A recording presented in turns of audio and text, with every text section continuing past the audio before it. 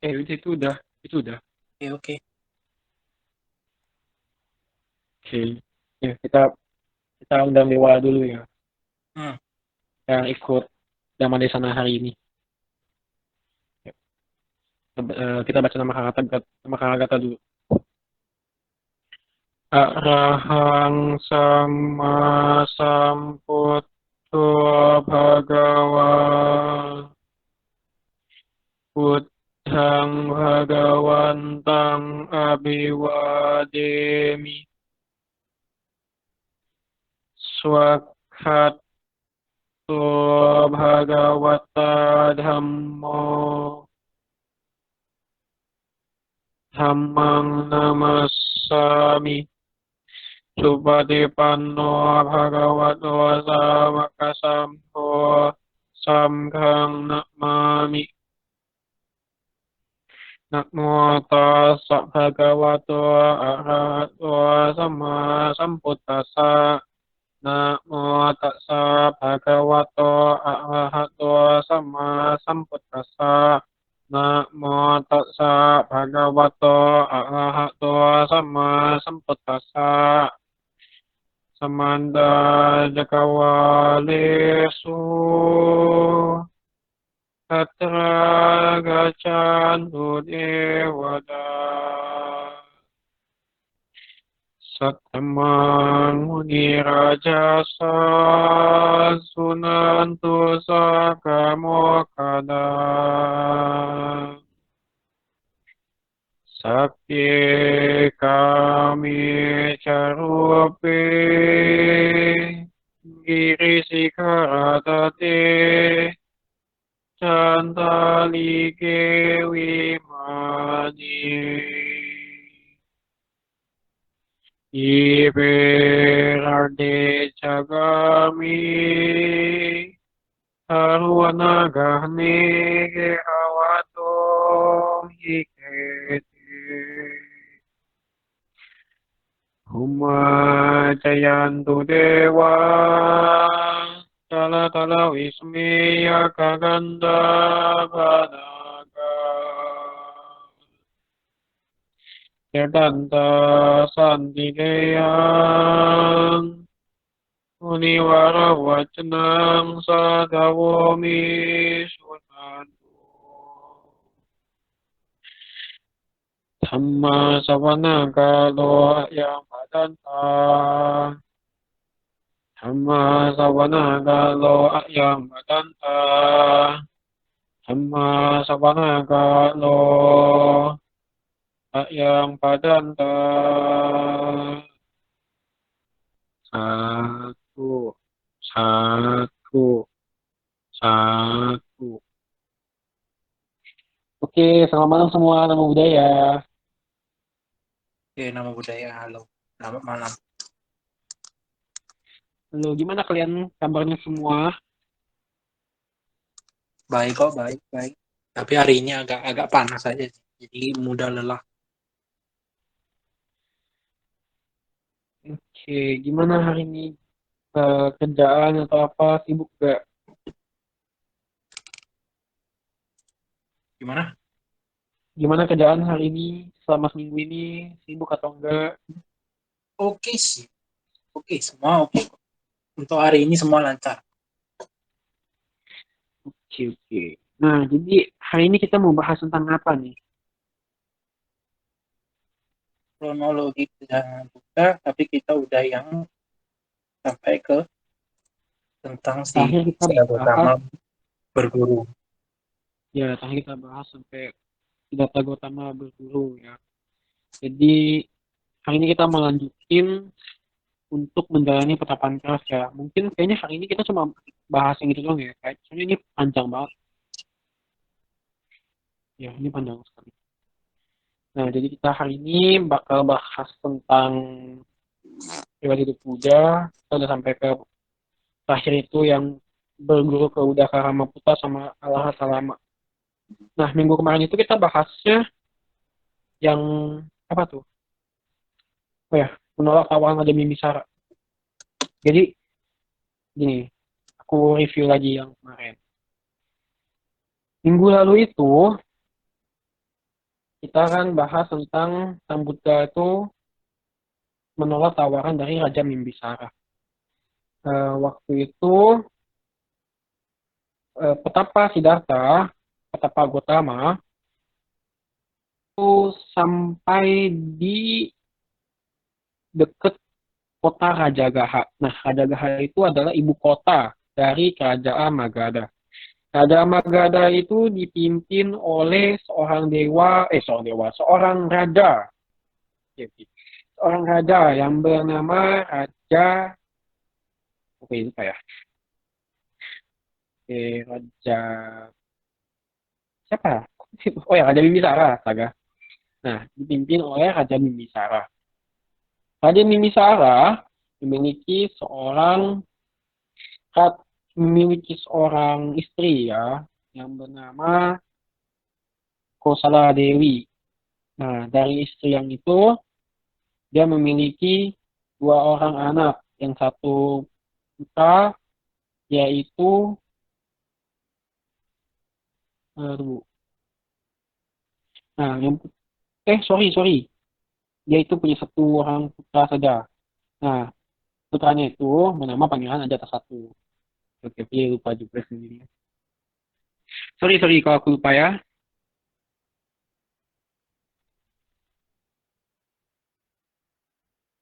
Oke, Gimana? gak apa-apa, Sampai sini santai masih aja. paham?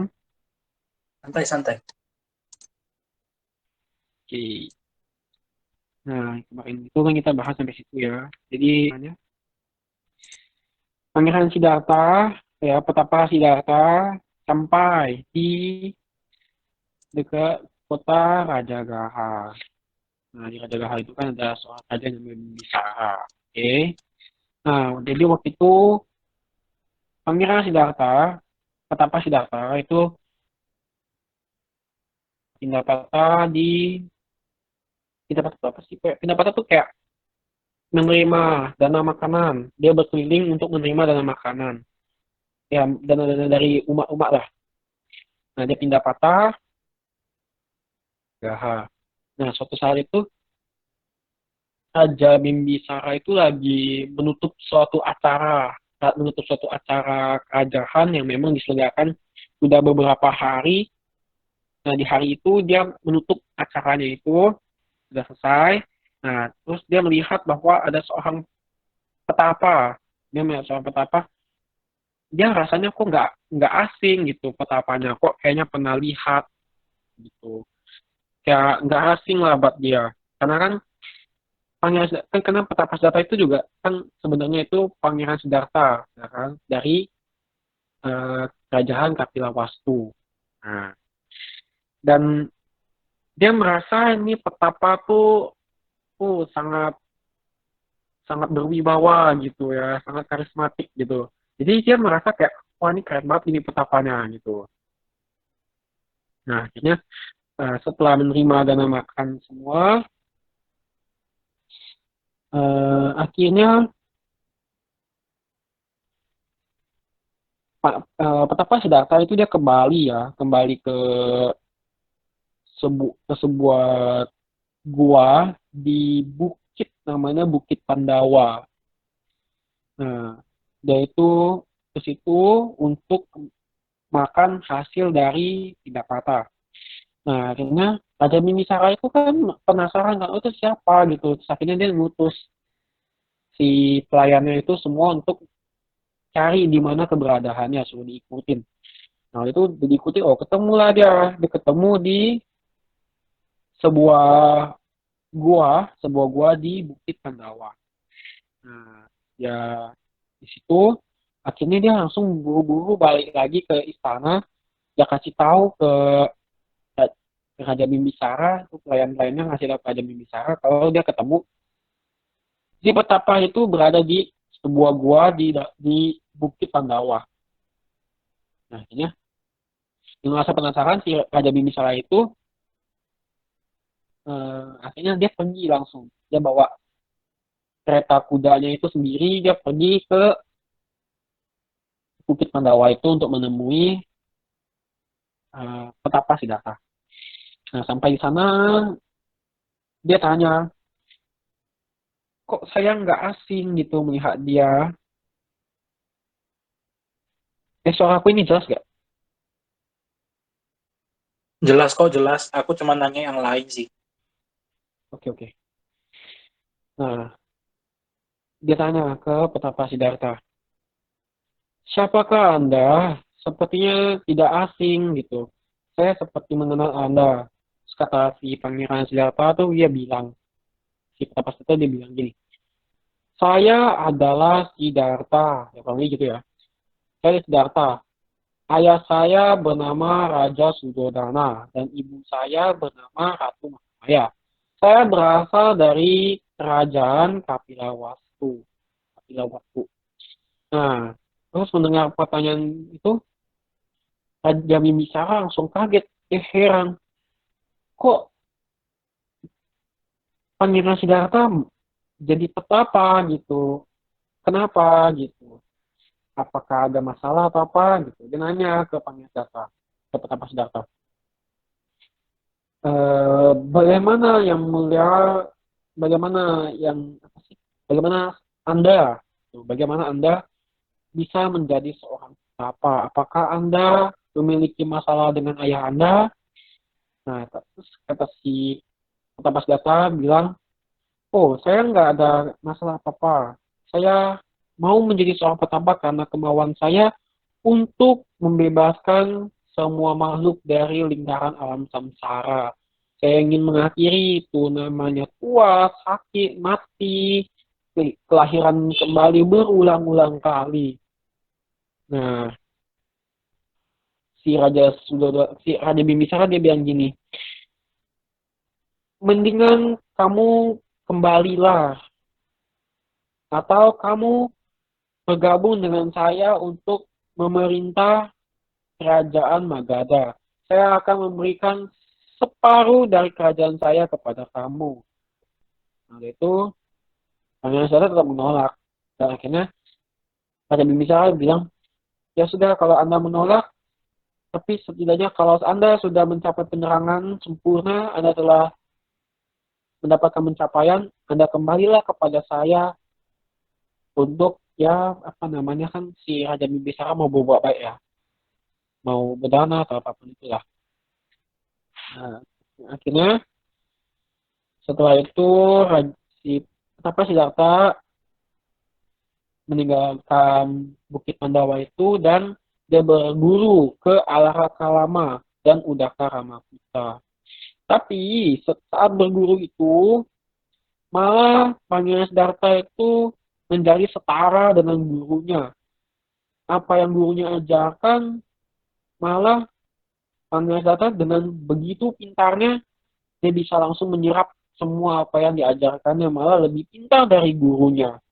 Gurunya ajarin apa tapi dia bisa dapat sampai seapa gitu. Nah, kata gurunya bilang, ya udah kamu mendingan bantuin saya untuk mengatur perguruan ini gitu dari Alakama udah Harama Putra menyuruhnya seperti itu tapi kata Pangasata dalam pikiran Pangasata, oh kalau saya seperti ini saya tidak bisa karena ini bukan yang saya inginkan. Yang saya inginkan itu bukan seperti ini. Karena pencapaian yang dicapai oleh Pangasdata, oleh Pertama Data saat berguru ke Alakakalama dan Udaka Ramaputra itu tidak seperti yang Pangasdata harapkan gitu. Karena benar-benar belum sampai bisa terbebas dari lingkaran alam samsara. Dia cuma bisa sampai ke tingkatan-tingkatan jana. Nah, akhirnya semua guru kan udah turun Alakakalama, udah Ramaputra itu guru-guru yang terkenal. Pangasata masih tetap gak puas sama pencapaiannya. Nah, akhirnya dia jadi akhirnya memilih jalan yang salah ya. Coba di share screen yang bagian itu ya. Yang mana? Yang halaman 19. Ini kah? Bukan, 19, 19. Kayak kongkal.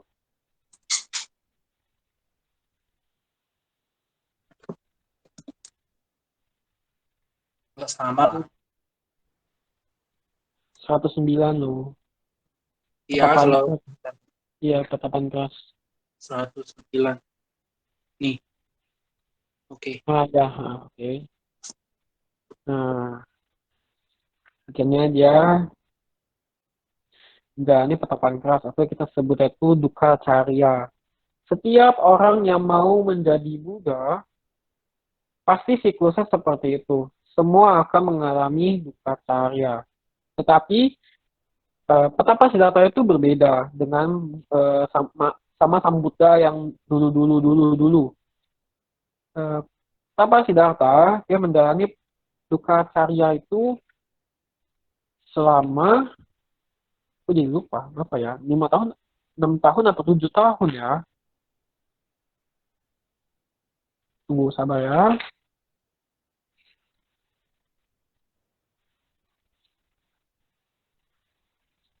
Wait. Aku harus searching dulu. Harus nyontek dulu. Aku rada Oke, lupa. oke. Santai ya, santai.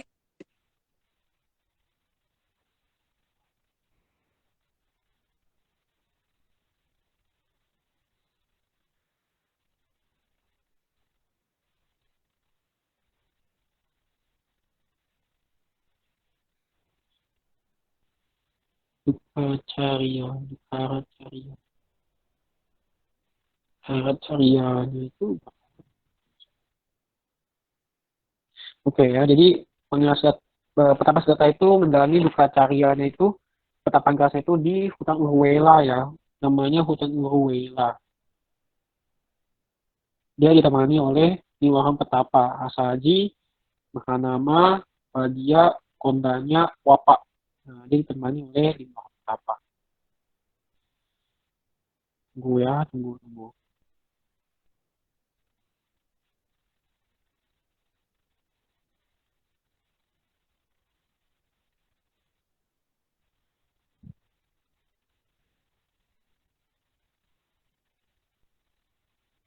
Mana ya?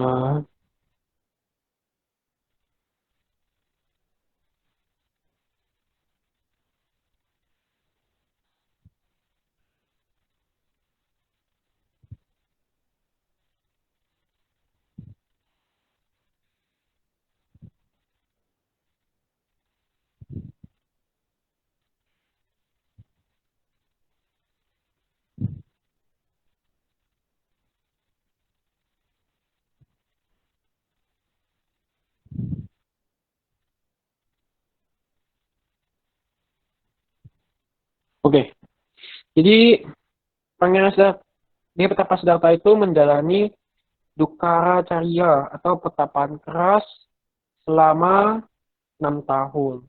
Itu disebabkan karena dia pernah menghina sama Sang Buddha yang lampau. Aku lupa siapa namanya. Sama Sang Buddha siapa ya? Aduh, aku lupa deh. Jadi sama Sang Buddha yang lampau, pas dia menjadi seorang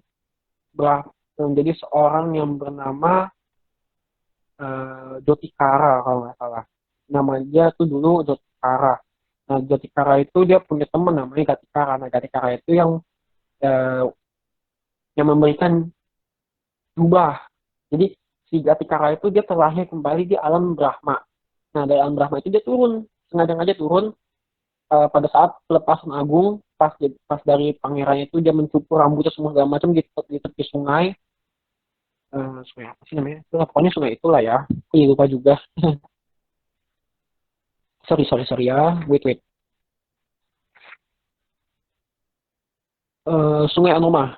Nah ya, di tepi Sungai Anoma itu, ya kan, ya, terus akhirnya dia menukarkan jubahnya itu dengan Brahmana Gatikara. Jadi si Gatikara itu dia terakhir kembali menjadi seorang dan turun ke alam manusia untuk menyamar menjadi seorang petapa gitu dan untuk menukarkan pakaian istananya itu dengan apa sih, dengan perlengkapan biku sangga ya. Perlengkapan biku sangga itu dari jubah, eh, terus ada kayak teko gitu lah, pokoknya benang jahit dan lain-lain lah. Dan apa sih, termasuk kayak mangkok juga kata. Nah, semua didanain semua. Nah, terus Itu namanya petapa Gatikara. Nah, pada kehidupan yang lampau, petapa Gatikara itu kan, nah, teman-teman itu Jotikara, dan Jotikara itu kan ya petapa Siddhartha kan, petapa Gotama. Nah, si petapa Gotama itu pas waktu itu jadi pas jadi seorang yang bernama Jotikara, dia pernah ngebully gitu, yang menghina seorang sama Sambuddha. Dia bilang gini, bagaimana si botak ini dapat mencapai pencapaian penerangan sempurna dalam waktu 6 hari. Nah, akhirnya karena dia pernah menghina sama Sang Buddha itu, akhirnya dia sendiri harus menjalani duka carya selama 6 tahun. Nah, itulah. Jadi karena dia menghina eh, selama 6 hari itu kan dia bilang bagaimana si botak ini bisa mencapai penerangan sempurna selama 6 hari. Akhirnya dia sendiri mencapai apa sih dia sendiri harus menjalani duka carya selama 6 tahun. Nah, gitu. Oke, aku sambil baca ke bukunya ya. Gini, di dalam hutan itu, maksudnya hutan hutan Urwela ya, mengalir sungai Neranjara dengan aliran air yang bersih dan jernih. Sungai itu memiliki tepian berpasir halus dan indah, tanpa lumpur dan rawa. Di dekat hutan itu terdapat desa, tempat para petapa yang mendiami hutan itu memperoleh dana makanan dengan mudah. Setelah semua keistimewaan ini, ia berpikir, maksudnya yaitu si apa? Tapa Siddhartha ya, Petapa Gotama. Dia berpikir begini, sungguh sesuai tempat ini bagi para putra keluarga yang baik untuk berjuang mencapai nibbana. Jadi dia mikir gini, wah ini tempat ini bagus banget gitu loh. Jadi untuk setiap orang yang mau apa namanya bertapa gitu loh. Ini tuh cocok banget tempatnya. Akhirnya ia bertekad untuk menetap di dalam hutan Urwela, tempat ia melakukan praktik tapa keras selama 6 tahun. Ngapain aku tadi cari ke Google ya, posisi tulisannya. Jadi selama 6 tahun untuk mewujudkan cita-cita spiritualnya, menghadapi perasaan takut dan ngeri. Sewaktu Bodhisatta tinggal di hutan Urwela, terlintas dalam pikirannya. Memang sulit apa, untuk tetap berdiam di dalam hutan lebat dan terpencil. Sulit untuk sepenuhnya memencilkan diri. Nikmati hidup dengan mengucilkan diri. Bagi mereka yang tidak memiliki konsentrasi, hidup di hutan pasti menyengsarakan pikiran. Seandainya ada petapa atau Brahmin yang tidak murni dalam pikiran, perkataan, perbuatan, maupun dalam kehidupannya, serta berhati dengki dengan pikiran yang dipenuhi keinginan indrawi, pikiran jahat, serta pikiran kejam, pelupa, tidak sadar secara penuh, tidak terkonsentrasi, kacau pikirannya, serta tidak memiliki pengertian, orang ini kemudian berpaling untuk tinggal di dalam hutan yang lebat dan terpencil. Namun karena kekurangan-kekurangan tersebut, muncullah dalam dirinya rasa takut dan ngeri yang buruk. Namun, aku tidak berpaling untuk tinggal di dalam hutan lebat dan terpencil seperti halnya mereka yang belum terbebas dari kekurangan itu. Aku berdiam di dalam hutan lebat dan terpencil seperti halnya para suciwan yang terbebas dari kekurangan-kekurangan tersebut. Karena diriku terbebas dari kekurangan-kekurangan seperti itu, aku sungguh-sungguh senang tinggal di dalam hutan tersebut, di dalam hutan ini. Nah, gitulah ya. Tunggu ya.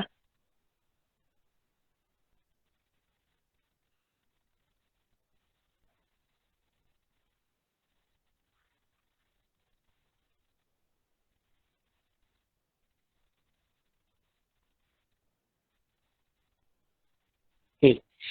Selama tinggal di sana, Bodhisatta juga juga merasakan rasa takut dan ngeri seperti ini. pada malam suci khusus, yaitu malam bulan purnama atau Cap Go ya, ataupun bulan mati, Cait ya. Nah, terus dan pada malam bulan sabit. Nah, bulan sabit itu maksudnya tanggal 8 ya, atau kita bilangnya CP ya. Apa, Luis? Oh, Luis? Harusnya Cekal. Ah, CP Harusnya sih Cekal. tanggal 8 Masa sih? Aku setahu aku ya. yang kalau tanggal Uposata Uposata. itu 1/9/15/23. Oh, aku sih tanggal 8 ya. Kalau 8 bisa aja sih ya, beda setahun, bisa setahun, beda sehari lah. Kalau biasanya hari Uposata itu 1/8 Cekal, Go sama Jaksa. 4 tanggal itu. CP ya, itulah bilangnya. Hmm. Nah, itulah pokoknya lah ya. Setiap Uposata ya, tanggal 1, tanggal 8, 15, dan 23. Hmm. Nah, terus dia bilang gini.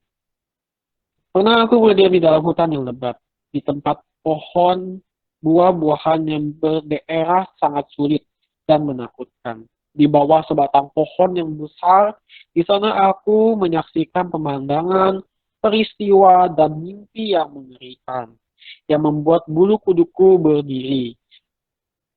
Saat berdiam di sana, ada rusa yang mendekatiku, burung merak yang mematahkan dahan pohon, ataupun angin yang berdesir di sela dedaunan. Lalu timbul dalam pikiranku, ini pastilah rasa takut dan ngeri yang muncul. Coba kita bayangin ya, kalau kita awam biasa, kita masuk ke hutan, kita berdiam diri tanpa tenda, tanpa apapun, terus itu kita benar-benar di situ, pasti gimana rasanya? Coba kau Altan, kayak mana? Gimana? Kalau kita tinggal di dalam hutan gitu, sendirian, itu pasti ngeri nggak sih? Kalau yang tidak terbiasa, yang tidak terlatih itu beban pikiran pasti. Pertama kali pasti mikirnya makannya tuh gimana. Apalagi sekarang orang butuh gadget, butuh jaringan, butuh Hmm. baterai, semua. Jadi Wah, nggak kalau bisa sih. memang yang nggak terlatih itu bakal susah.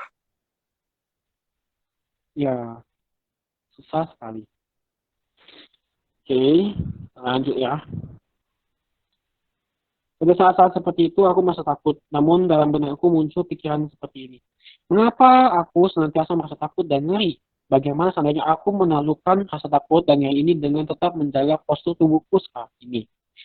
Lalu, apabila aku menjadi takut saat berjalan, rasa takut dan nyeri itu akan kutaklukkan dengan tetap berjalan, bukan dengan berdiri, duduk, ataupun berbaring. Apabila aku menjadi takut saat berdiri, rasa takut dan nyeri itu aku taklukkan dengan tetap berdiri, bukan dengan berjalan, duduk, ataupun berbaring. Apabila aku menjadi takut saat duduk, rasa takut dan nyeri itu aku taklukkan dengan tetap duduk, bukan dengan berdiri, berjalan, ataupun berbaring. Apabila aku menjadi takut saat berbaring, rasa takut dan nyeri itu aku taklukkan dengan tetap berbaring, bukan dengan berjalan, berdiri, ataupun duduk. Nah, jadi maksudnya tuh pertama senjata tuh benar-benar dia tuh melawan semua rasa takutnya. Kalau dia takut saat dia duduk, jadi tetap duduk, nggak jalan, nggak berdiri, nggak ngapa-ngapain lah, pokoknya tetap duduk. Gitu.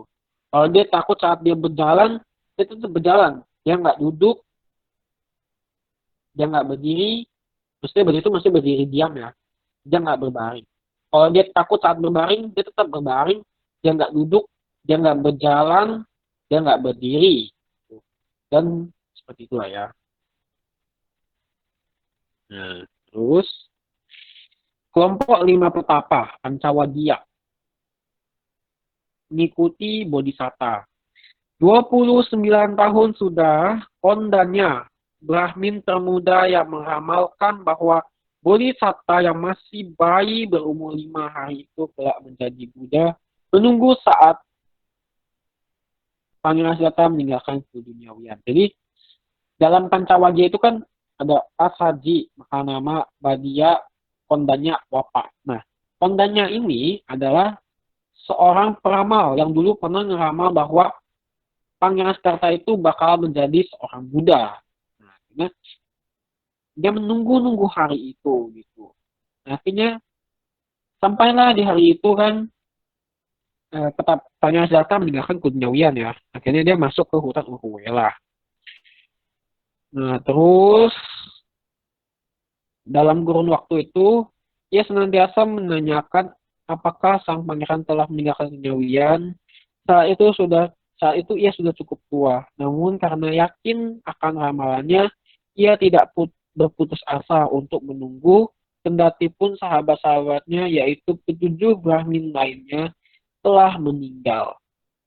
Akhirnya, hari yang berbahagia tiba saat ia mendengar bahwa sang pangeran telah meninggalkan keduniawian pada hari purnama di bulan Asada. Setelah ia menemui keempat putra dari para Brahmin lainnya, yaitu dari Wapa, yaitu kan ada Wapa, Badia, Mahanama, dan Asadi. Dibujulah mereka untuk bersama-sama meninggalkan keduniawian dan mengikuti Bodhisattva.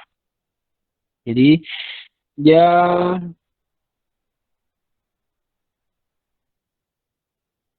apa namanya si Kondanya itu akhirnya mengajak putra dari para Brahmin yang lain, dari para petapa-petapa lain gitulah pokoknya. Brahmin itu semacam kayak ya orang yang berlatih ilmu agama lah ya. Nah, dia ngajak anak-anaknya kan. Dia ngajak si Wapa, dia ngajak si Badia, dia ngajak si Mahanama, dia ngajak si Asaji. Semua mereka dibujuk untuk meninggalkan kejauhan dan mengikuti Bodhisatta. Nah, Bodhisatta maksudnya si Tapasiddhartha lah ya. Lalu kelompok lima petapa ini mulai mengunjungi desa serta kota-kota niaga dari beberapa kerajaan untuk mencari Bodhisatta. Maksudnya untuk mencari si petapa Siddhartha ya.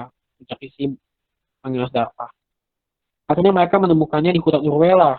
Nah, jadi eh, pas sebelum dia bertemu di hutan Urwela itu dia benar-benar masih cari aja terus tuh. Mungkin kayaknya kalau aku bilang tuh dia mungkin nyari-nyari juga sebelum si Pangeran Siddhartha itu apa namanya menjadi petapa mungkin. Atau mungkin pas ya dia pas udah meninggalkan dunia Wian gitu loh. Pas udah sampai ke Sungai Anoma dia motong rambut segala macam itu kan mungkin berita udah beredar bahwa Pangeran Siddhartha tuh keluar dari istana gitu. Pasti kan ya untuk meninggalkan dunia Wian. Nah, akhirnya si Kondanya itu bersama dengan empat orang putra dari para Brahmin itu dia mencari si Pangeran Siddhartha. Nah, akhirnya ketemulah di hutan Ngomela. Nah, terus mereka semua tuh kelima petapa itu melayani si petapa Siddhartha, ya kan? Dia melayani semua kebutuhannya.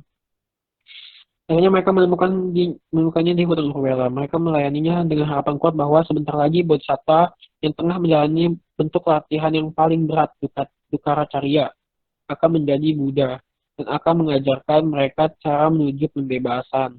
Selama menemani Bodhisattva selama 6 tahun dalam hutan Urwela, mereka melakukannya kewajiban mereka seperti menyapu tempat sekitarnya, membawakannya air panas dan dingin, dan sebagainya.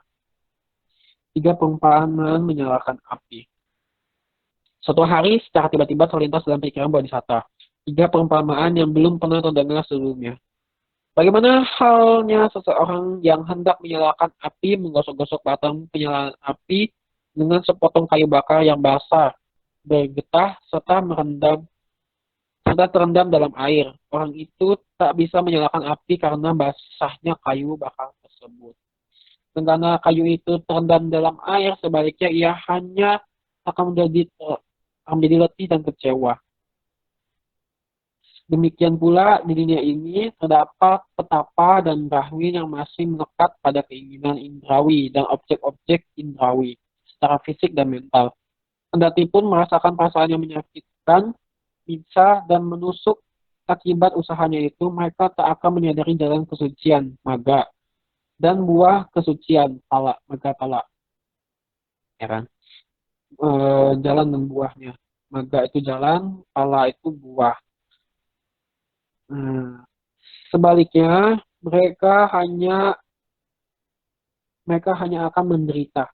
Inilah perumpamaan pertama yang tiba-tiba terlintas dalam pikiran Tapa Siddhartha. Perumpamaan ini melambangkan jenis tapa yang disebut saputha, saputha bariya papaca, yaitu bentuk tapa dari para petapa dan Brahmin yang masih hidup berumah tangga dengan istri dan anak. Jadi orang yang menjalankan petapaan tapi dia masih melekat terhadap indrawinya. Dia masih punya anak, dia masih punya istri kan. Jadi dia masih memikirkan semua hal-hal itu. Terus kemudian sebagaimananya hanya seorang yang hendak menyalakan api, menggosok-gosokkan batang penyala api dengan sepotong kayu bakar yang basah dan bergetah yang terletak di tanah jauh dari air. Orang itu tak bisa menyalakan api karena basahnya kayu itu, mendatipun kayu itu tergeletak di tanah kering, jauh dari air. Sebaliknya, ia hanya akan menjadi letih dan kecewa. Demikian pula dunia ini terdapat petapa-petapa dan Brahmin yang tidak melekat pada keinginan indrawi dan objek-objek indrawi secara fisik, namun secara mental, kendati pun merasakan perasaan yang menyakitkan, menyiksa, dan menusuk akibat usahanya itu, mereka tidak bisa menyadari jalan kesucian dan buah kesucian. Sebaliknya, mereka hanya akan menderita. Inilah pemahaman kedua yang tiba-tiba terlintas pada pikirannya, serta tak pernah terdengar sebelumnya. Pemahaman ini melambangkan jenis tapa yang disebut Brahmana Tamika Baca, yaitu bentuk tapa dari para petapa dan Brahmin yang telah meninggalkan kehidupan rumah tangga, anak dan istrinya, namun yang bertekun melakukan praktik yang salah.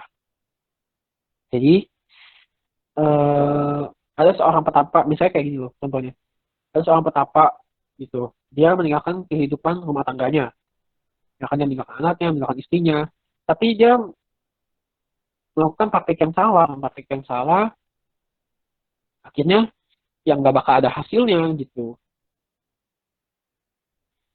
Terus, bagaimana halnya seorang yang hendak menyalakan api, menggosok-gosokkan batang penyala api dengan sepotong kayu bakar yang kering, tak bergetar, dan terletak di tanah, jauh dari orang-orang, jauh dari air, jauh dari air, orang itu bisa menyalakan api dan memperoleh panas dengan mudah. Karena kayu bakar itu kering dan tak bergetar, serta terletak di tanah kering. Jauh dari air, demikian pula dunia ini dapat petapa dan Brahmin yang sepenuhnya tidak melekat pada keinginan indrawi dan objek-objek indrawi, baik secara fisik maupun mental. Mungkin saja mereka merasakan ataupun tidak merasakan perasaan yang menyakitkan, menyiksa, dan menusuk akibat usahanya itu. Apapun yang mereka rasakan, mereka dapat menyadari jalan kesucian dan buah kesucian jika menjalankan praktik yang benar. Inilah perumpamaan ketiga yang tiba-tiba terlintas dalam pikirannya, serta tidak pernah terdengar sebelumnya. Perumpamaan ini melambangkan jenis tapa yang disebut bodhisatta pebaca yang menjalani yang dijalani bodhisatta sendiri. Jadi perumpamaan yang ketiga itu ada misalnya ada hunting, terus dia tuh hunting kering nggak bergetar, terus hunting itu dicoba untuk dinyalakan api kan. Nah, ini hunting itu bisa menyala gitu karena kering gitu. Jadi sama aja seperti seorang petapa, dia udah meninggalkan penyawiannya, dia udah meninggalkan kehidupan rumah tangganya, dan dia menjalani petapaannya dengan sungguh-sungguh, juga dengan apa ya, dengan cara yang benar gitu loh. Jadi itu barulah bisa mendapatkan hasil dari petapaannya. Tuh, disebut sebagai bodhisatta papacaca. Tuh. Jadi papacaca itu sebenarnya artinya latihan ya.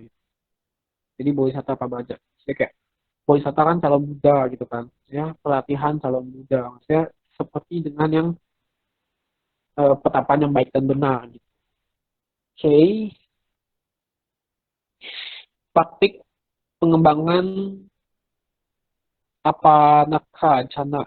Di hutan Urwela, wisata berjuang untuk mencapai pencerahan dengan melakukan segala jenis tapa yang paling berat yang disebut Tukara Carya, yang sulit dipraktikkan oleh orang biasa. Ia menyatakan tekad kuat berusaha berwas empat yang dikenal sebagai Padana Wirya sebagai berikut. Biarlah hanya kulitku yang tertinggal, biarlah hanya urat dagingku yang tertinggal, biarlah hanya tulang belulangku yang tertinggal, biarlah daging dan darahku mengering. Dengan tekad ini, ia tidak akan mundur sejenak pun, namun akan melakukan usaha sekuat tenaga dalam praktik itu. Lalu, pemikiran seperti ini timbul dalam benaknya. Alangkah baiknya jika dengan gigi yang dikatup rapat dengan lidah yang tertekan ke langit-langit akan menekan, akan menekan, aku menekan, menaklukkan, dan menghancurkan pikiranku yang buruk dengan pikiran baik. Demikianlah seperti halnya orang yang kuat mencengkram kepala atau bahu orang yang lemah serta menghempitnya ke tanah. Kemudian demikian pula bodhisattva dengan gigi yang katup rapat dan lidah yang tertekan ke langit-langit menekan, menaklukkan, dan menghancurkan pikiran-pikiran buruknya dengan pikiran baik. Selagi melakukan hal ini, keringat bercucuran dari ketiaknya. Saat itu, alih-alih mengendur, usaha tersebut dilakukannya dengan sangat keras. Perhatian murninya timbul dan tak terbayarkan. Namun, karena usaha yang menyakitkan itu, sekujur tubuhnya menjadi terlampau tegang dan tidak tenang. Walaupun perasaannya yang menyakitkan itu tumbuh dari dalam dirinya, tekadnya untuk berjuang tetaplah tidak surut. Jadi, Bodhisatta dia mencoba untuk bertapa dengan menutup giginya, benar-benar kayak di apa ya? Gimana sih? Kayak macam gimana? Kalau Wif? Gimana maksudnya menutup Giginya gitu, giginya sekuat tenaga biar gak gitu. Kayak iya, iya. sekuat tenaga Tapi biar enggak, dia nggak ini ya nggak iya. apa namanya biar gak tergoda buat pikirannya ke yang lainnya kayak Kayak gini loh giginya. mhm. Sekarang sih, gini aja sih. Terus lidahnya ke atas. Hmm. Nah gitu, lidahnya ke atas. Terus giginya kayak gini. Mhm. Gitu lah pokoknya. Itu selama itu dalam waktu yang lama dia kayak gitu. Gitu. Nah terus selanjutnya wisata berpikir demikian. Bagaimana jika aku mengembangkan apanaka jana dengan meditasi tanpa napas? Demikianlah dengan usaha keras ia berlatih, ia berhenti menghirup dan menghembus napas melalui mulut dan hidungnya.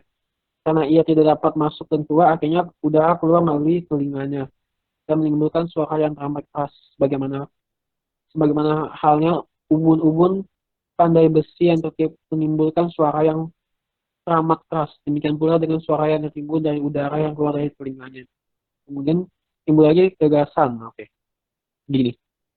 Jadi cara yang kedua itu dilakukan dengan dia nggak napas pakai hidung, dia nggak napas pakai mulut, tapi napasnya bisa masuk, bisa keluar dari telinga gitu. Gila. Tapi coba deh kalian coba dipikir ya. Kalau telinga tuh tertutup ya, terus hidung sama mulut juga tertutup gitu kayak kita napas pakai hidung, nahan napas sama mulut juga, terus kita kuping juga kita tutup gitu ya. Itu menurut, waduh makin makin makin mampus itu. Karena kuping itu juga bisa buat napas loh kayaknya. Aku pengen pernah ngerasain tuh ya pas hidung mulut itu ditutup, terus telinga juga tutup, itu rasanya kayak bener-bener mati ya. Terus kalau misalnya telinganya dibuka itu masih bisa tahan beberapa lama gitu untuk apa sih menahan napas dari mulut sama hidung gitu. Tapi entahlah itu namanya seorang wisata ya, bisa-bisa aja itu apa sih napas bisa kayak telinga gitu. Oke. Kemudian timbul lagi gagasan dalam benaknya. Bagaimana jika aku mengembangkan apanaka jana lagi? Demikian dengan usaha keras ia berlatih menghirup dan menghembuskan napas melalui mulut, hidung dan telinganya. Karena ia tidak dapat keluar melalui mulut, hidung dan telinga, akhirnya angin itu mengaduk-aduk, memukul-mukul dan menusuk kepalanya. Sebagaimana halnya orang yang kuat melubangi kepala orang lain dengan gurdi yang tajam dan runcing. Demikian udara itu mengaduk-aduk kepalanya dengan sangat kasar. Nah, itu sakit banget sih. Kalau misalnya seandainya bisa nafas pakai telinga gitu. Oh, guys, pikirin, pikirin. Oke, oke. Lagi-lagi timbul gagasan yang dalam benaknya. Bagaimana jika aku terus mengembangkan apa nakacana? Demikianlah dengan usaha yang keras, ia berhenti menghirup dan menghembuskan napas melalui mulut, hidung, dan telinga seperti sebelumnya. Ketika ini dilakukan, timbullah rasa sakit yang tajam di kepalanya. Seperti halnya orang yang kuat mengikat sabuk kulit yang keras di kepalanya. Lalu dipelintir dengan tongkat untuk mengencangkannya. Masih saja timbul gagasan dalam bentuknya. Bagaimana jika aku masih terus mengembangkan apa nakadana? Demikianlah dengan usaha keras ia berhenti menghirup dan menghembuskan napas melalui mulut, hidung, dan telinga seperti sebelumnya. Ketika ini dilakukan dengan angin keras menyayat perutnya, sebagaimana halnya penjagal dengan piawai atau pemanggang mayat. Apa nih? Atau pemang, pemagangnya. Apa sih ini bacanya? Pemegangnya, apapun itulah. Menyayat perut seekor kerbau dengan pisau tajam. Demikian pula perutnya tertusuk oleh udara banyak. Sekali lagi timbul gagasan dalam benaknya, bagaimana jika aku tetap mengembangkan apa nakadana. Demikianlah dengan usaha keras ia berhenti menghirup dan menghembuskan napas melalui mulut, hidung, dan telinga seperti sebelumnya. Ketika ini dilakukan, seluruh tubuhnya menjadi sakit akibat daharoga, sakit bakar yang membakar hebat seperti halnya dua orang kuat meli- menelikung kedua tangan seseorang yang lemah yang lalu dipanggang di atas arang membara. Demikianlah setiap kali semakin kuat ia mengembangkan apa nakajana, semakin meningkat pula usaha kerasnya, hasil perhatian murninya timbul dan tak tergoyahkan. Akan tetapi, karena usaha yang menyakitkan ini, seluruh tubuhnya menjadi terlampau tegang dan tidak tenang. Walaupun perasaannya yang menyakitkan itu timbul dalam dirinya, tekadnya untuk berjuang tidak pernah surut. Jadi, bodhisatta atau tapas data itu dia tetap meditasi mengembangkan apa nakajana. Jadi apa nakajana itu sebuah pencapaian jana ya. Jana itu apa? Jana itu adalah kondisi pencapaian pikiran saat meditasi ya. Itu kondisi pencapaian pikiran saat meditasi. Tapi dia itu meditasi ditambahin dengan usaha yang keras gitu, usaha yang salah gitu. Tetap bisa masuk ke apa nakadana, bisa masuk ke dana itu, tapi usahanya kayak salah gitu loh. Jadi kayak samanya sia-sia gitu, buang-buang waktu, buang-buang tenaga, ujung-ujungnya juga tetap aja apa nakadana juga. Gak bisa mencapai pencerahan gitu loh. Seluruh tubuhnya dilanda rasa panas yang sungguh hebat, hingga saat berjalan ia jatuh pingsan dalam posisi duduk. Saat itu, para dewa yang melihatnya jatuh seperti itu berkata, "Petapa Gotama telah meninggal."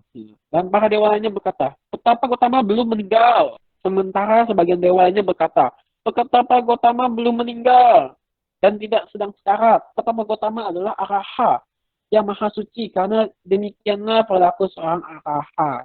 Jadi para dewa itu kayak bilang gitu. Oh, ini Petapa Gotama itu udah mati gitu. Oh, ini Petapa Gotama udah belum mati tapi sekarat gitu. Oh, Petapa Gotama itu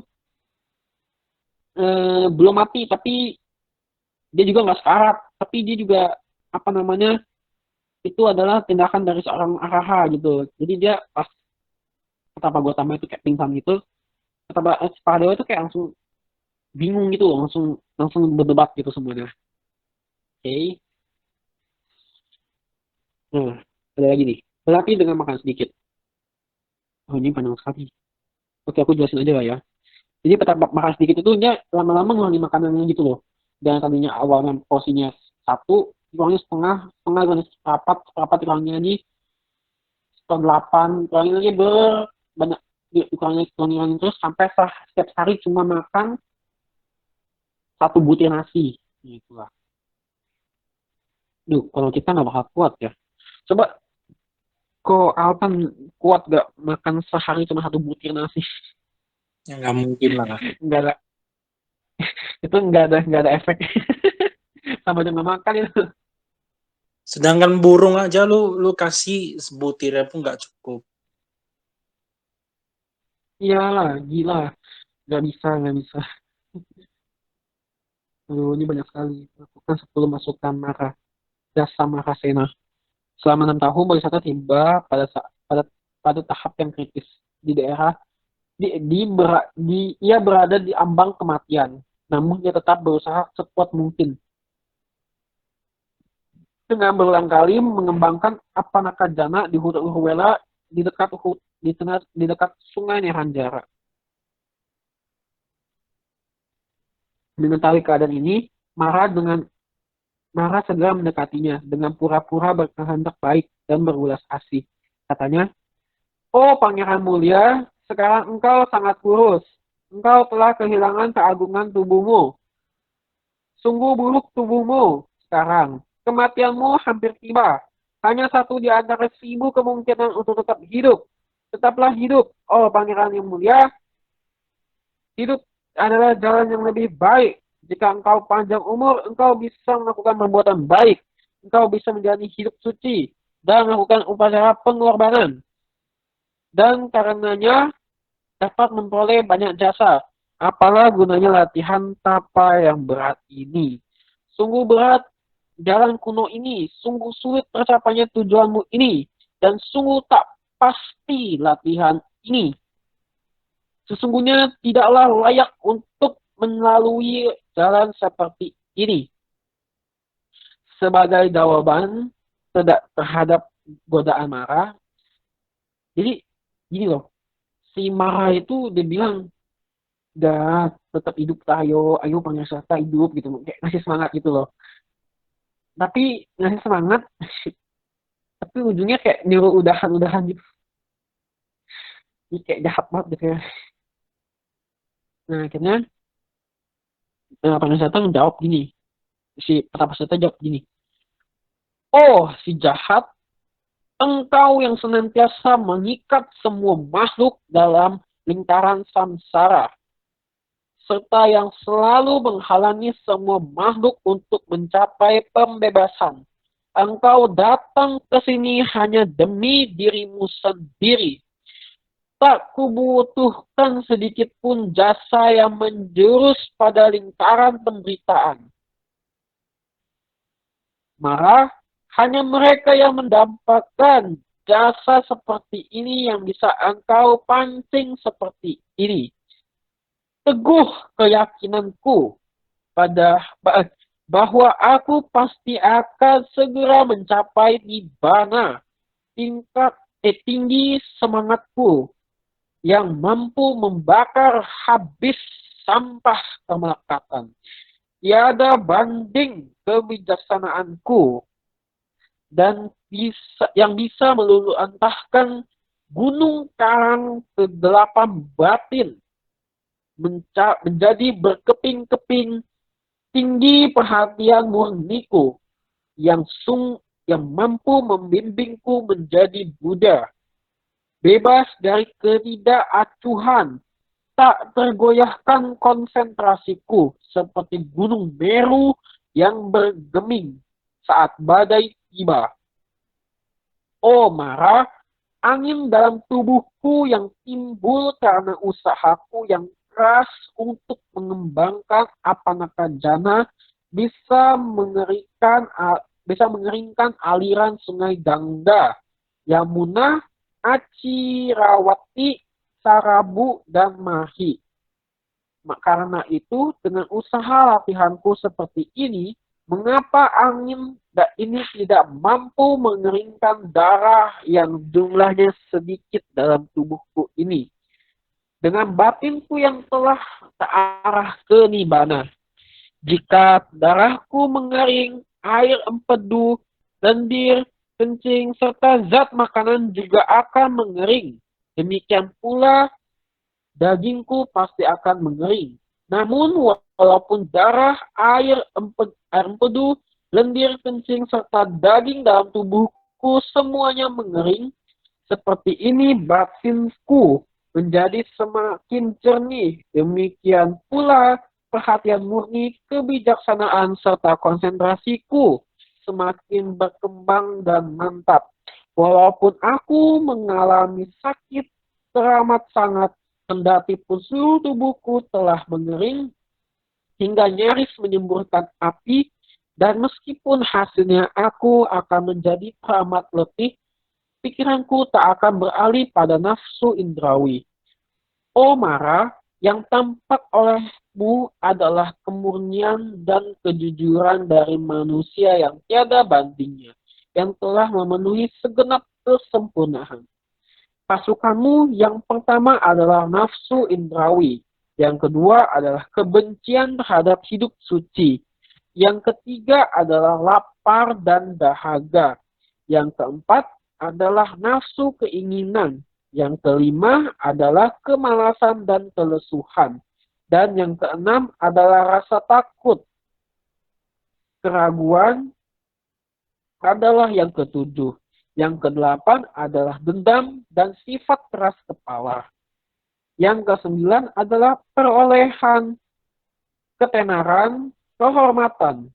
Yang kesepuluh adalah memuji diri sendiri serta merendahkan orang lain.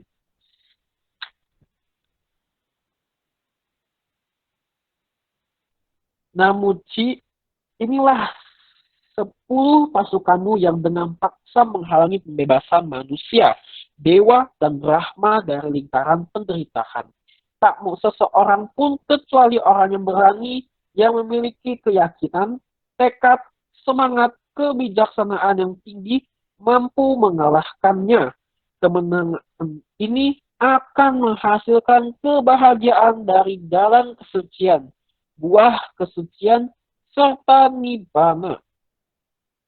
Kupakai rumput munja ini sebagai perlambang bahwa aku tak akan surut akan memalukan, merendahkan, dan hina jika aku terpaksa mundur dari pertarungan ini dengan tetap hidup di dunia ini, dan engkau kalahkan. Jauh lebih baik bagiku untuk mati di medan laga daripada menyerah kalah pada kekuatanmu.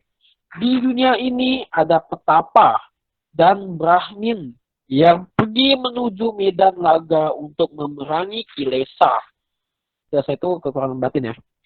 Namun, karena tidak memiliki kekuatan, mereka ditaklukkan ke 10 pasukan itu.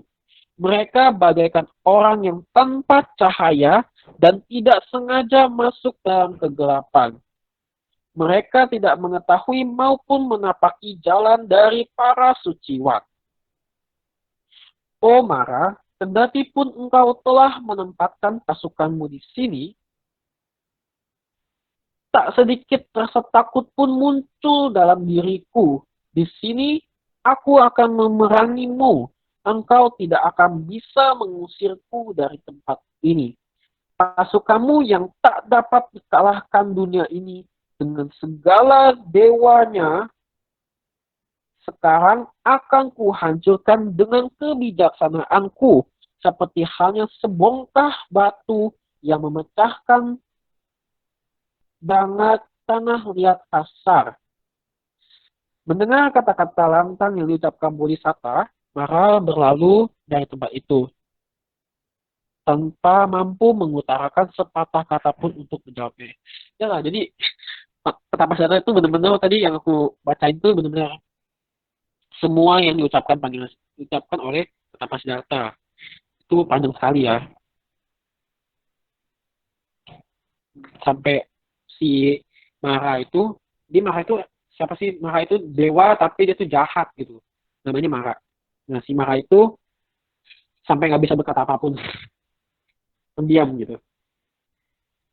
Nah terus mencari jalan lain untuk mencapai pencerahan. Pada suatu sore, Bodhisatta merenungkan bahwa ia telah pulih kembali dan merasa lebih segar setelah jatuh pingsan pada hari sebelumnya, berkat susu kambing yang diberikan oleh anak laki-laki gembala itu. Jadi pas waktu itu jatuh pingsan, eh, dia apa namanya disadarkan oleh seorang gembala ya, seorang kecil namanya Nanda apa Nanda ya, aku lupa juga. Sorry ya kalau aku lupa. Jadi disadarkanlah dia. Nah, terus dikasihlah susu gitu kan. Dikasihlah susu, terus akhirnya Pangasarta bisa bangkit lagi kan, bisa apa namanya kuat lagi tubuhnya gitu loh. Karena kan dia pingsan kan ya. Nah terus mana ya? Nah terus dia ketemu tuh sama apa sih para apa sebutnya sih namanya? Ketemu para itu loh, apa namanya? Jadi lupa aku ini. Ketemu para apa namanya? Musisi jalanan. Nah, para musisi jalanan itu tuh sambil berjalan sambil berdendang. Dia bilang gini, jika dawai kecapi terlalu ditala terlalu longgar, suaranya tak akan muncul. Jika dawai ditala terlalu kencang, dawai akan putus. Jika dawai ditala tidak terlalu longgar dan tidak terlalu kencang, tetapi akan hasilkan suara merdu. Perumpamaan loh, itu perumpamaan dari para apa penyanyi jalanan. Ini ada penyanyi jalanan. Para penyanyi jalanan itu dia apa namanya eh, lewat gitu ya dekat di dekat si Petapa Siddhartha. Nah, dia lewat dekat Petapa Siddhartha, terus dia bilang gini, kalau dawai di senarnya itu terlalu longgar, saat dipetik itu nggak bakal ada suaranya. Kalau dawai senarnya terlalu di apa namanya, terlalu dikencengin, itu juga suaranya juga bakal ber gitu kan, karena bakal putus si apa namanya sih si senarnya itu bakal putus. Nah, terus jika dawai jika kecap ya jika kecapi ya pokoknya ya dawai itu tidak terlalu longgar dan tidak terlalu kencang, semuanya itu seimbang, itu akan menghasilkan suara yang merdu.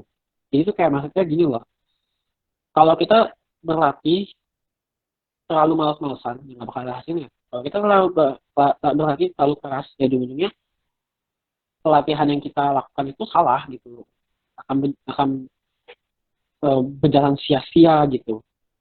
Nah, terus itu tuh harus semua harus imbang gitu. Nah, akhirnya semua habis itu ya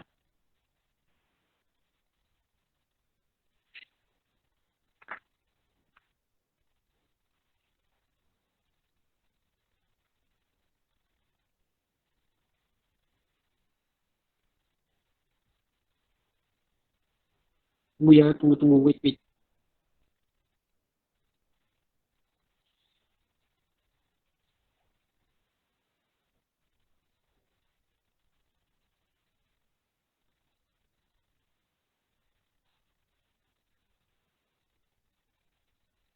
Nah, nih. Kemudian ia kembali merenung. Tidak mungkin aku bisa mengembangkan dan mencapai hasil dari apana bawana dengan tubuh yang begitu kurus, lemas. Alangkah baiknya jika aku memakan sedikit makanan padat atau makanan mentah seperti nasi yang ditanak dan roti untuk menguatkan kembali tubuhku yang kurus lemah sebelum menjalani latihan ini. Setelah berpikir demikian, saat itu Borisata selalu menuju ke kota Niaga, Senani, untuk menerima dan makanan serta makanan setiap pagi.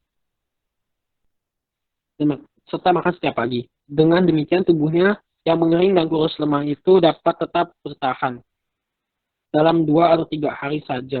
Kekuatannya pulih kembali.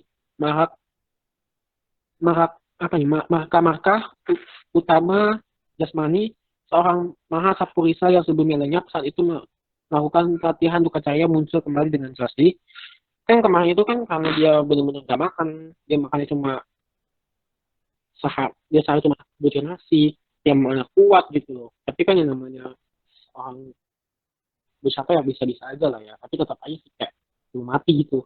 Terus akhirnya dia karena mendengar kata dari para apa namanya para penyanyi jalanan itu, akhirnya dia sadar gitu. Dia sadar, ini dia menerima dan makanan dari orang-orang. Nah, menerima dan makanan dari orang-orang, akhirnya tubuhnya bisa kuat kembali kan, bisa apa namanya bisa terisi lagi tubuhnya dan 2 atau 3 hari aja tubuhnya tuh udah terisi lagi lah, badannya udah berisi lagi. Jadi terus kayak apa sih namanya kayak simbol-simbol marka-marka utama, simbol-simbol utama jasmani seorang Mahasapurisa tuh kayak orang yang apa ya, kayak Mahasapurisa tuh kayak macam orang suci juga kalau nggak salah ya, seorang wisata ya sebut Mahasapurisa lah ya, yang sebelumnya lenyap bisa timbul lagi gitu, dan akhirnya ya bisa menjalani pertapaan lagi. Terus akhirnya eh, 5 petapa yang melayani pariwisata itu kan ada Asaji, Mahanama, Bajel, Kondanya, Wapa. Nah itu semua itu akhirnya meninggalkan Mangyala Siddhartha karena dia pikir, wah lu udah nggak bener nih, lu udah malah melenceng jauh gitu, lu udah malah seneng-seneng, lu malah nerima dan makanan apa segala macem, tadinya harusnya lu buat apa keras apa segala macem, lu malah eh, apa namanya menerima dan makanan hidup seneng-seneng gitu. Nah terus akhirnya tinggalkanlah petapa apa sih petapa petapa Siddhartha itu. Dan akhirnya lima lima petapa itu eh, menuju ke Migadaya Taman Rusa Isipatana di dekat Baranasi. Jadi 5 orang petapa itu pergi ke Taman Rusa Isipatana ya di Baranasi. Jadi dia meninggalkan, akhirnya dia pergi ke Taman Rusa Isipatana, dan akhirnya nanti pas apa namanya petapa Siddhartha sudah mencapai kemudahan, dia pergi ke Isipatana untuk membabarkan dhamma kepada 5 orang. Oke, jadi mungkin aku ceritanya sampai sini aja kali ya hari ini ya. Oke, gini, gini. Jadi akhirnya ya si Pangeran Siddhartha lama-lama akhirnya apa namanya berlatihnya seperti biasa lagi ya, berlatih dengan hal yang baik dan benar gitu. Oke, sampai sini ada yang mau tanya nggak?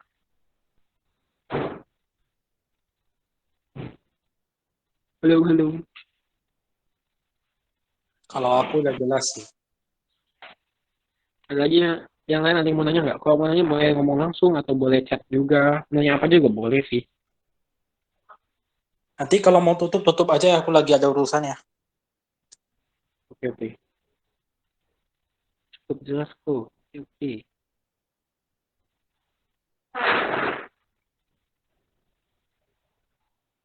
Ada lagi yang mau nanya nggak? Kalau nggak ada, aku mau tutup aja. Mau itu anterin dewanya balik lagi. Mau pulangin dewanya. Nama desananya udah selesai. Oke, udah nggak ada nanya lagi ya. Aku bacain Dewata Wiyocana Tata. Oke. Duka pata cani duka paya pata cani paya soka pata cani soka hontu sapi pipanino etawata jamihi sampatang punya sampadang sabi dewa numodanto sabta sampati sidia danang dada tu sataya silang rakantu sabada Bawana birata hontu gacantu dewata gata sape buddha malapata pacekanan sayam palang arahantanan catet cena rapang bata misapaso. Semoga semua makhluk yang tertimpa duka terlepas dari duka, yang tercengkam dalam ketakutan terbebas dari ketakutan, yang terundung kesedihan terhindar dari kesedihan. Semoga para dewa yang bersuka cita atas timbunan kebajikan ini, yang telah kami timbun sebanyak ini demi keberuntungan dan keberhasilan, berdanalah dengan penuh keyakinan. Rawatlah sila setiap saat. Gemarlah mengembangkan batin para dewa yang telah datang. Dipersilahkan untuk kembali. Dengan kekuatan para Buddha, beserta kekuatan para Paceka Buddha, dengan daya para Arahanta, seluruhnya aku membuat perlindungan. Satu. Oke, aku balik lagi ke kata Patidana ya. Punya sita ni kata sayana ni kata nime sanca bagino hontu satananta pamarnaka ye piya kunawantaja maihang maka pitadayo ye tamica pedirtawa anyemaca tawerino sata dirta tilokasming te pumma catuyonika ance kaca tuwokara samsaranta bawa bawe nyatang ye patidana me anumodantu te sayang ye cimang na pada nanti dewa te sang niwedayong maya dina na punyanang anumodana hetuna sape sata sedahuntu awera sukajiwino mapadan capapontu te sasa sijatang subah. Semoga yang saja saya aku lakukan ini atau di waktu yang lain melimpah pada semua makhluk tiada batas tiada hingga, yakni pada mereka yang kukasihi seperti yang berjasa seperti ayah dan ibuku, kepada mereka yang kukenal ataupun yang tidak, dan kepada mereka yang bersikap netral ataupun bermusuhan, makhluk-makhluk yang berada di alam semesta, di ketiga alam, keempat jenis kelahiran, jadi 5, 1, ataupun 4 gugusan pembentuk yang mengembara di alam besar dan alam kecil atas limpahan jasaku ini. Semoga mereka yang mengetahui itu bersuka cita. Bagi mereka yang tidak mengetahui, semoga para dewa memberitahukannya. Berkat turut bersuka cita atas jasa-jasa yang melimpahkan ini. Semoga semua makhluk senantiasa bebas dari kebencian serta hidup dalam kebahagiaan. Semoga mereka mendapatkan jalan kedamaian. Semoga cita-cita luhur mereka tercapai. Satu. Oke, jadi drama di sana hari ini udah selesai. Semoga yang diceritakan dapat membawa manfaat buat kita semua. Semoga kita semua dapat semakin maju dalam Buddha Sasana. Semoga karma baik kita senantiasa melimpah kepada semua makhluk. Semoga pandemi ini dapat segera berlalu. Semoga kita semua dapat maju dalam Buddha Sasana. Semakin yakin dan memiliki semangat untuk berbuat kebajikan. Satu. Oke. Kyoto. Namo Buddhaya. Satu. Bagus hari ini. Masih semangat meskipun yang join juga gak gitu banyak. Ya. Yang lain gimana kabarnya? Coba dong, mau dengar suara-suara kalian dong. Halo kek gitu apa kek? Aduh.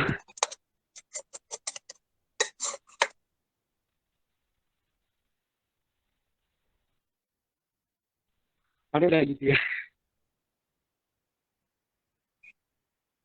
Aku lagi masak buat makan. Masak ya tuh.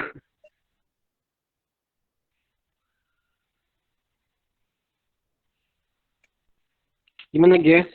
Ini siapa yang join sih?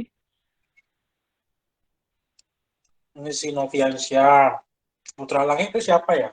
Baru baru apa? Baru nampak. Oh, di Baru SKA lihat. itu asik. Si asik itu udah sering join. Siapa SKA? Surya Kencana Abadi.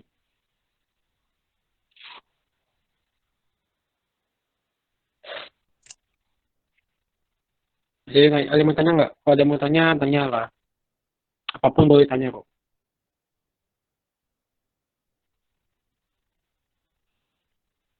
Kalau misalkan nggak ada, ya tutup. Paling jam 9:20.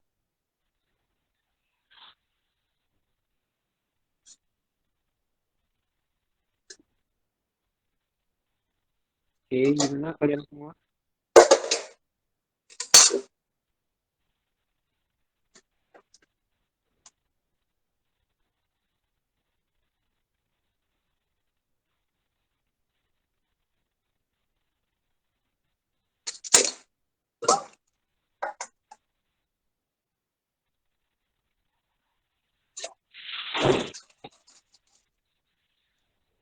Udah kita stop ya.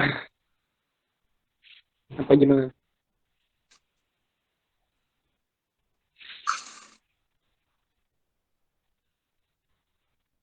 Jadi buat yang baru tahu, kita itu setiap Jumat itu ada Dharma. Itu kita mengisahkan perjalanan Buddha. Jadi kalau misalkan ketemu hari Jumat itu, kemungkinan besar itu kita punya Guru Dharma. Jadi pantengin aja di OT-nya. Setiap minggu ada. Setiap minggu. Kalau misalkan ada jadwal yang berubah, nanti bilang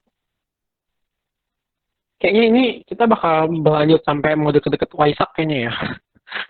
Masih banyak banget soalnya. apa-apa. Kapan bisa, kapan sanggup. Nanti kalau misalnya kita sampai ke Waisak belum selesai, kita pas edisi spesial Waisak ada something Ya, yang spesial. pause untuk Waisak dulu, gak apa-apa. Enggak, untuk pas enggak bukan pas Waisak juga sih. Waisak ini udah hari cuma enggak deh. Cuma nanti kalau misalnya edisi spesial Waisak, nanti aku ada kasih blessing.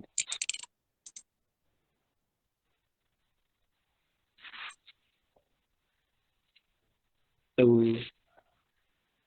Misalkan Oke, nggak ada yang oke. nanya lagi, paling nanti aku tutup aja. Atau yang udah merasa cukup, mau keluar ya orang keluar.